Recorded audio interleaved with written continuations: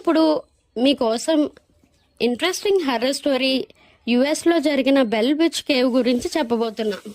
ఇది అమెరికాలో టెనెన్ స్టేట్లో జరిగిన famous and well documented paranormal case. 18స్లో జాన్ బెల్ అనే వ్యక్తి ఒక ఫామ్లో ఉంటుండే. ఆ ఫ్యామిలీ మీద ఒక స్ట్రేంజ్ ఎంటిటీ అటాక్ చేసింది. దాని పేరే ద బెల్ బిచ్. ఇది ఒక పెద్ద ఆవిడ ఆత్మ. వాళ్ళ ఇంట్లో చాలా వాయిలెన్స్ ఎక్కువగా ఉండేవంట. వాటిల్లో స్ట్రేంజ్ సౌండ్స్ వినిపించేవంట. వాల్ మీద కొట్టడం, చైన్స్ డ్రాగ్ చేయడం, యానిమల్స్తో ఆడుకోవడం అలాంటివి. జాన్ బెల్ మీద కూడా అటాక్స్ జరిగాయంట. ఒకసారి తన ముక్కు మీద గట్టిగా వైలెంట్తో కొట్టిందంట. ఈ రియల్ హర్రర్ స్టోరీ అంతా ఒకే షాట్లో చెప్పడం కుదరదు కాబట్టి వీడియోగా ఇంకా వరల్డ్ వైడ్గా జరిగిన హర్రర్ స్టోరీస్, పారానార్మల్ యాక్టివిటీస్ కూడా ఇంక్లూడ్ చేసి వీడియోగా మీ ముందుకు తీసుకొస్తాను.